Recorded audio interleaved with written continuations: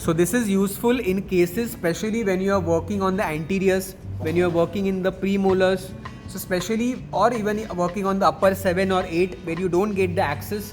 So these long shank burrs, now this is around 25 millimeter length. Your normal burrs are 21 millimeter length or 19. Okay, so this is 25. So it has a long shank, very useful especially for working on the upper 7 and 8. And now you can see in case of upper 7s also it has a very good visibility.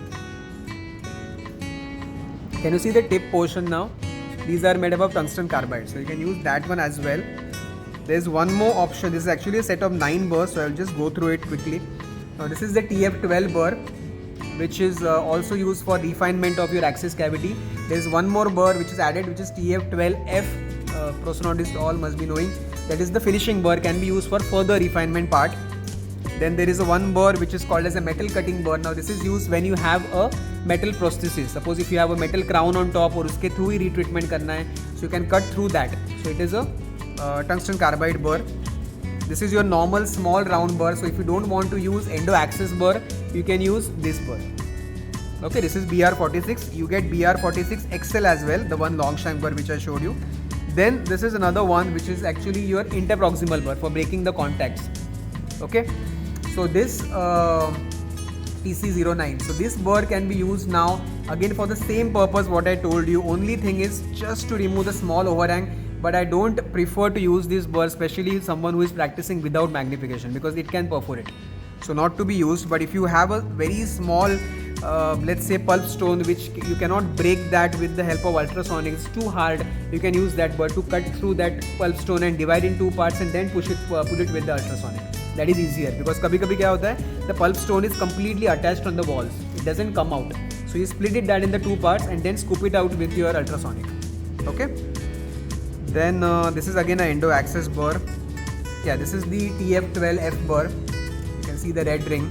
So that is a use for finishing purpose. Okay, this is that. Now once I remove this with the endo Z burr, I can use this tapered fissure tip to refine my axis cavity.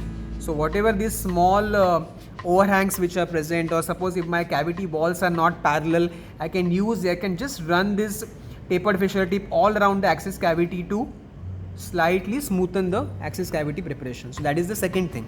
And the round ball and tip, which is not there right now, but I will show you an alternative to that. Something that I use personally is this one. These are called as the long shank burrs. Now these are to be used. Now suppose if you have located here the mesiobuccal canal, here the mesiolingual canal and distal canal. Now you might feel that there is a small possibility of here having a middle mesial canal.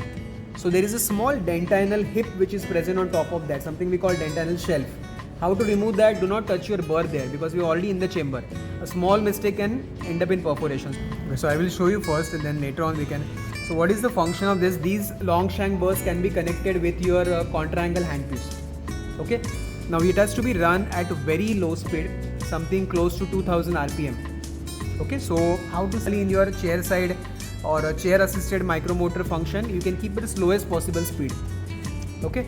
So that is 2000 RPM, because the maximum RPM is around 40,000. So normally if there are 10 or 20 readings, so you can keep it at lowest possible setting. Now what exactly it does is, you need to give a small, now because they have a longer shank, it doesn't affect your visibility. That is the main thing. You can see from top where exactly you are cutting, and because it's cutting at very slow speed, you will be able to remove the dentine. Now what is the whole idea is that remove slowly, steadily the dentine which is covering that middle mesial canal or MB2 canal. MB2 canal locate करने के लिए burr use नहीं करना है, air rotor burr नहीं, ultrasonic will help, or these long shank burrs. So they come in different sizes. Now if you want to see the sizes later on, you can see they come as small as 1/4 of millimeter. Imagine 1 millimeter and 1/4 size of that. So 1/4, half, 3/4, 1, 2, 3, 4. These are the sizes which are available.